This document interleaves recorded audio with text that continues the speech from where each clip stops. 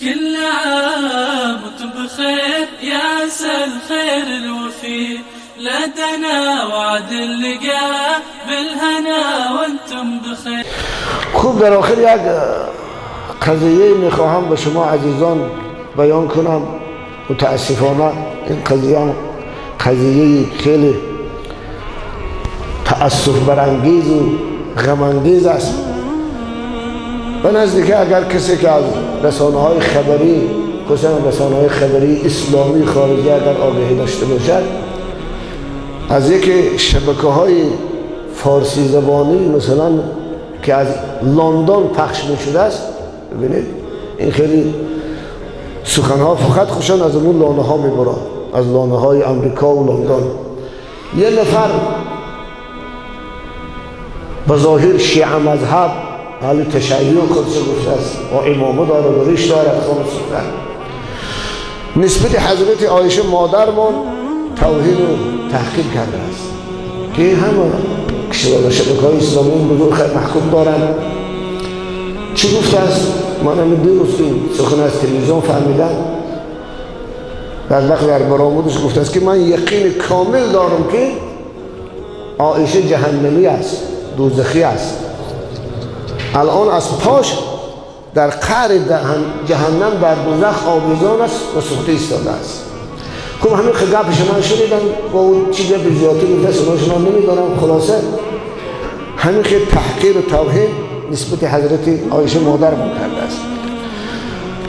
البته چنانه که گفتیم این کسی که بظاهر خودش اهل تشیع میبرد انشاءالله و شیعه اهل بیت پیغمبر خدا نیست، بلکه شیعه انگلیس و شیعه امریکایی و شیعه صهیونیست است و از پیروان اهل بیت، از محبان اهل بیت نیست، بلکه از محبان مخلصان دشمنان دین هستند. که ببینید از چه جاها صداهای اینها بلند می شود، از چه کانال ها، از چه شبکه ها بلند می شود. امریکا مال یک همین شبکه دارد به نام سلام. در لندن چند برنامه هست، حتی برنامه های سنی های تندرو هم هست رنگارنگ، برنامه های شبکه های شیعه های تندرو هم هست. مقصد اینها از اونجا پخش شده نشون. چرا از ایران پخش نمی شود؟ چون حکومت دارهای ایران، اونایی که امروز آیت الله هایی که ایران در دست، اونها عاقل هستند، اونها منصف هستند، ولی ببینید از اونجاها پخش می شود. چون مقصد اونها آتش اختلاف و آتش جنگ در بین مسلمان ها ایجاد کردن هستند. جنگ بین شیعه و سنی را خلاصه دامن زدن هستند. میخوان یک جنگ عظیم در جهان اسلام واقع شود. شما ببینید بسیاری کشورهای عرب چند فایزی اهل سنی و اهل شیعه با هم مخلوط زندگی میکنن. از کشورهای خلیج سر کرده، امارات و بحرین و دیگر و عراق و سوریه و ایران و که مخلوط هستند. خود در تاجیکستان ما نیست، ولی دیگه در تمام کشورها قریب اکثر شیعه با سنی هزار ساله ها در جوار همدیگر زندگی کردن می‌استند. خدا نکند اگر این نوع ابله ها این نوع فتنه انگیزی کنن، یه جنگ بین شیعه و سنی شروع بشود، جهان اسلام آتش میگیرد، جهان اسلام آتش میگیرد. و این جنگ نه به سود شیعه میشود نه به سود سنی، فقط به سود دشمنان اسلام میشود، به سود دشمنان اسلام میشود. بنابراین ما محکوم میکنیم کسانی را که خصوصا در این لحظه های حساس و در این شب و روز که دشمن مشترک هم سنی ها دارند و هم شیعه ها، دشمنی که نه نصرت سنی ها رو، قوت و قدرت سنی ها رو میخواهد، نه قوت و قدرت شیعه ها رو میخواهد، از هر دو گروه بیزار است و هر دو مانند دو نقشیت تنگه میداند. در چنین لحظه های حساس نه وقتی دشمن تراشی و تفریق اندازی و جدایی اندازی، بلکه وقت وحدت و یک پارچگی و یک دهی هست. حضرت معاویه را ابن کثیر در کتاب البدایه و نهایش می آورد هنگامی که با حضرت علی در مخالفت بودن و درگیر بودن، خبر آمد که امپراتور بیزانتیا اروپای شرقی قصد هجوم کردن به خلافت اسلامی رو دارد. حضرت یک مکتوب تهدید آمیز به نام امپراتور فرستاد و در او حتی با اسم یا کلب گفته خطابش کرد. این سگ بدبخت گفت تو از این اختلافی که من با پسر عمویم علی دارم مغرور نشه و فرفته نشه. همون روزی که قدم در خاک ما گذاشتی من با پسر عموم یک میشم گفت، متحد میشم گفت و لشکر گفت بر سرت می آرم که اگر ابتداش در زمین تو باشد انتهاش در مکی مکرمه میشه. ببینید همون حضرت امام حضرت معاویه رضی الله عنه احساس کردن که وقتی که یک دشمن مشترک تهدید میکنن باید متحد شد. پس امروز هم باید ما متحد باشیم، این اختلاف ها را از بین بریم. بنابراین کسانی که نسبت حضرت عایشه توهین میکنن، تحقیر میکنن یا نعوذ بالله تهمت میزنن، اینا همون رفیق سلمان رشدی هستند. اینا از سلمان رشدی کم نیستند.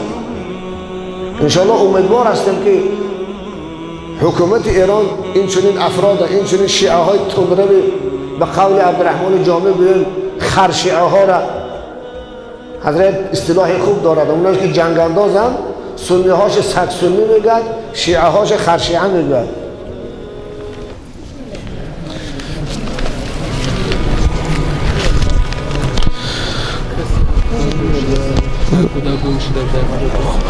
خوب البته این اصطلاح من نیست، اصطلاح عبدالرحمن جامی است. اونایی که تندرو هستند از هر دو جانب به همین طریق نام میگیرند.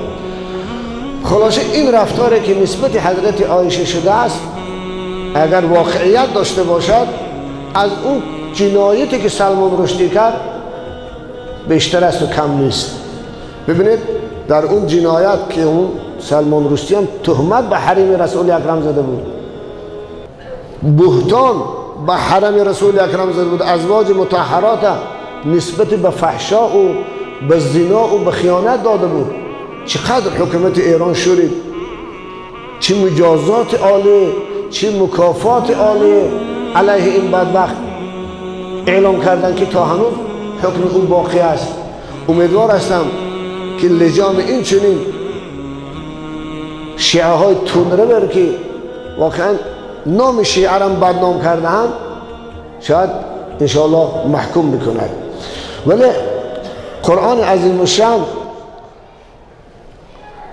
جواب حکم این طایفه کسانی را که نسبت ازواج مطهرات توهین و تحقیر میکنند یا تهمت میزنند حکمشون رو بیان کرد دیگه است. ببینید پروردگار در سوره احزاب چه میفرماید؟ استعیذ بالله ان الذين يؤذون الله ورسوله لعنهم الله في الدنيا والآخرة واعد لهم عذابا مهینا. خدا میگه کسانی که خدا و رسول اذیت میدهند برای پیغمبر، از این اذیت بالاتر چی است که همسری با محبوب ترین همسرشه، دوست داشته ترین همسر پیغمبر خدا رو نعوذ بالله ما دوزخی بگوییم، دوست داشته ترین همسر پیغمبر خدا رو نعوذ بالله ما متهم با فحشا و زنا بکنیم، خیانت در خاندان و عرض و ناموس پیغمبر کنیم، متهمش بکنیم.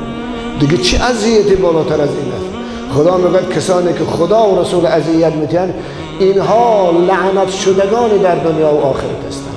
خداوند اینها را در دنیا و در آخرت از رحمت خود دور کرده است، نفرینی به اونها کرده است، برایشان عذاب خار کننده در روز قیامت مهیا.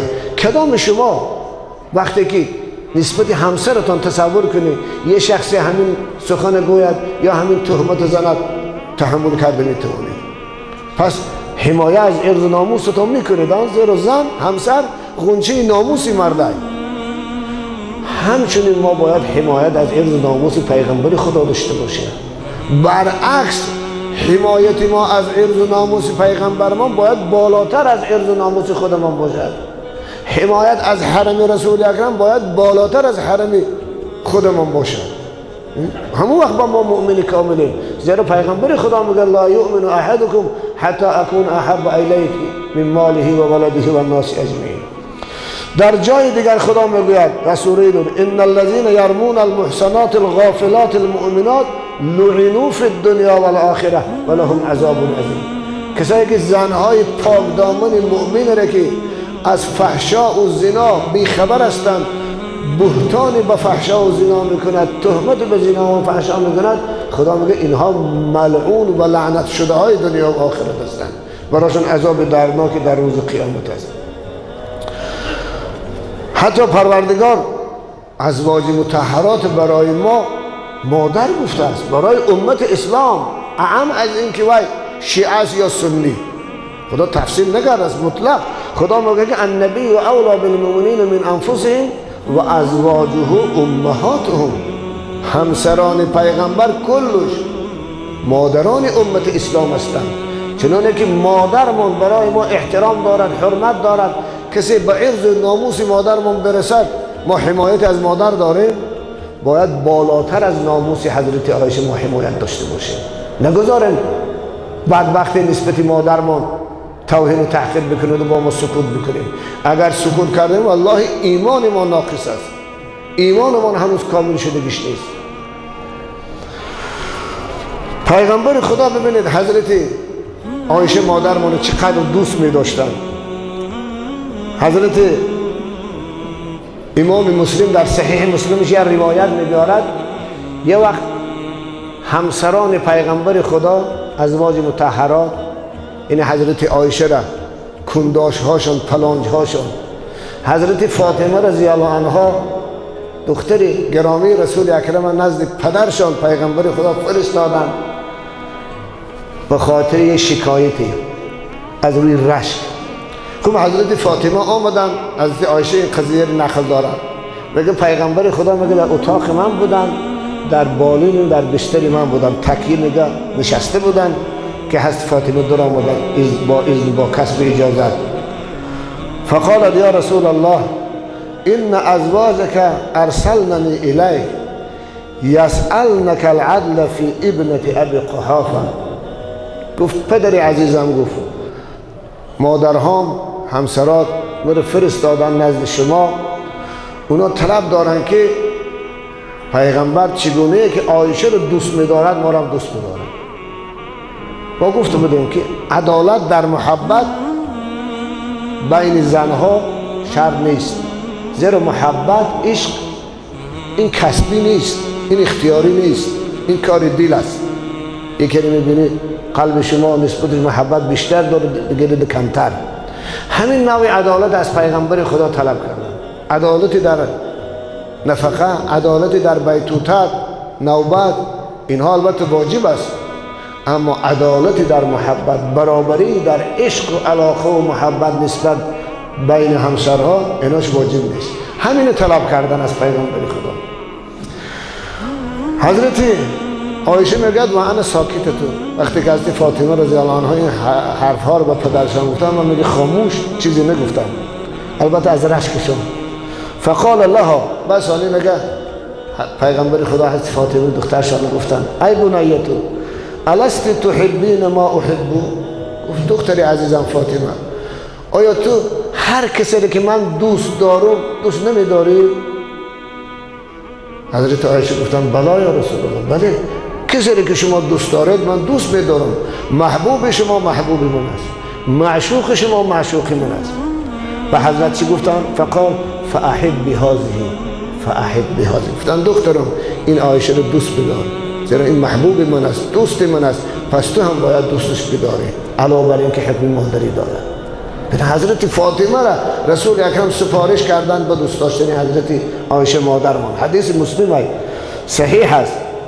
ببینید در حدیث دیگر حضرت ام سلمه مادرمان یه وقت رشک کرد نسبت حضرت عایشه، پیغمبر خدا به حضرت ام سلمه چه گفتن؟ لا تؤذینی فی عایشه. گفتن ام سلمه در حق عایشه من اذیت ندی، نسبت عایشه هر چی نگو که من میرنجم، گفت آزار میبینم. گفت فإنه والله ما نزل علي الوحي وأنا في لحاف امرأة منكن غيرها. به خدا قسم گفت در بستر و بالین هیچ کدام شما بر من وحی خدا نآمده است به جز بستر و بالین عایشه. یعنی معناش میگه در کوربه هیچ کدام شما وحی خدا به من نآمده، فقط در بستر حضرت عایشه. یعنی بارها در بیستر حضرت عایشه پروردگار پیکش جبرئیل به من وحی قرآنی آورده است. حتی در یک روایتی که اینم متفق علیه است، رسول اکرم به حضرت عایشه گفتن یا عایشه این جبریل یقرأ علیک السلام، جبریل که مقرب ترین فرشته خداست بر تو سلام میفرستند، بر تو سلام میخواند. از عایشه در جواب گفتند و علیه السلام و رحمت الله و برکاته، بر جبرئیل هم از جانب من سلام و رحمت و برکات خدا. ببینید زنی که حضرت جبرئیل به او سلام فرستاد، زنی که در آغوش او وحی الهی بیاد. حتی در یک روایت پیغمبر خدا بشارتی به جنتش داد، ابن حبان روایتش، حضرت گفتن اما ترضین ان تکونی زوجتی فی الدنیا و الاخره، نمیخواهی گفتن ای عایشه همسر من در دنیا و آخرت باشی؟ حضرت عایشه گفتن بله عزیزم میخوام اینا. حتی حضرت عمار وقتی که حضرت علی فرستادن عمار بصره که اختلاف بین حضرت علی و عایشه مادرمون میرفت، مردم بصره وقتی که مراجعت کردن همین سخن گفتن. ببینید انی لأعلم، این هم حدیث مسلم بخاری است، انی لأعلم انها زوجته فی الدنیا والآخره، من ایمان کامل دارم، یقین کامل دارم. ببینید با تاکید گفته عمار که نزدیک اهل تشیع خیلی مقرب است، یکی از یاران با وفای حضرت علی تا روز مرگش، من یقین کامل دارم که عایشه همسر پیغمبر شما چنانه که در دنیا بود در آخرت هم هست. مگر عایشه که در آخرت همسر پیغمبر باشد با او دوزخی می شده است، و در آتش دوزخ او شکنجه می شده است. این چه حماقت است. بنابر خاطر همین حکم کسانی که تحقیر خصوصا تهمت به حضرت عایشه می زنند، البته از نظر شریعت خصوصا تهمت وقتی می زنند نعوذ بالله مانند سلمان رشدی حرفا رو میگن و به اتفاق حکمش کافر است نزد ما. چرا که خداوند در قرآن در سوره نور در 10-15 آیت براءت و پاکدامنی حضرت عایشه را اثبات کرده است. قریب 10-15 آیت در پاکدامنی و عفت حضرت عایشه نازل شد. همون منافقایی که امروز این گپا رو میگن در عصر پیغمبر خدا بودن، همین تهمت نسبت عایشه زده بودن. خداوند 7 آسمان حضرت عایشه را تبریئه کرد، پاکیش پاکدامنیش از این تهمت اثبات کرد. بنابراین کسی که با این قضیه را با دوباره همون حرف منافقا رو گوید، پس حکم او دیگه انکار قرآن است. ما حیران، همین آیه ها را اهل تشیع هم در نمازشون میخونن، در قرآن میخونن، همین آیه هایی که در تبریئه و عفت بیان عفت حضرت عایشه آمده است. پس اونا چجوری این آیه ها رو میخونن؟ حالا که در تفسیراشون، من هم تفسیری طباطبایی رو دیدم، مکارم شیرازی رو دیدم، همشون همین آیه ها را در حضرت عایشه مادرمون میبرن. وقتی او رو پروردگار که تبریئه‌اش کرده باشد، تبریئه حضرت پروردگار که اون عفت و پاکیش اثبات کرده باشد، دیگه که حق دارن نسبت حضرت عایشه عفت و شک بکنند یا نعوذ بالله این حرفا رو بگوید. معلومه کسی که این حرفا رو میگه و این اهل تشیع است، نه شیعه هست نه سنی هست، بلکه دشمن اسلام است. آب بر آسیای دشمن میاندازد. چون این افراد واقعا امت پراکنده کردن، با میخوان دوباره پراکندش کنن. حضرت علامه میگه امت بودی امم گردیده، بزم خود را خود ذهن پاشیده، آنچه تو با خویش کردی کس نکرد، روح پاک مصطفی آمد بدر. بنابراین دعا بکنیم خداوند این تفریق و جدایی را از بین امت اسلام دور بگرداند و خداوند وحدت و یک پارچگی و یک دلی را در بین امت اسلام ایجاد نماید و با اون مشترکاتی که بین امت اسلام است که یک خدا دارن، یک رسول دارن، یک کتاب دارن، یک قبله دارن، یک رمضان دارن، یک حج دارن، خداوند در اطراف این مشترکات امت اسلامی را متحد بسازد و وحدت اسلامی، قوت اسلامی، نصرت اسلامی را خداوند چرانه که در گذشته برای امت اسلام عطا کرده بود عطا فرماید. این چنین نسبت کشور ما هم دعا کنیم پروردگار تنجی و آرامی خداوند در کشور ما حکم فرما دارد. اختلاف ها و خونریزی ها و ناآرامی ها را پروردگار هر چیز زودتر برداشته گرداند و پروردگار برای امت ما عزت و سربلندی و پیروی از قرآن و سنت و آزادی های مطلق دینی نصیب روزگار دارد. السلام علیکم و رحمت الله.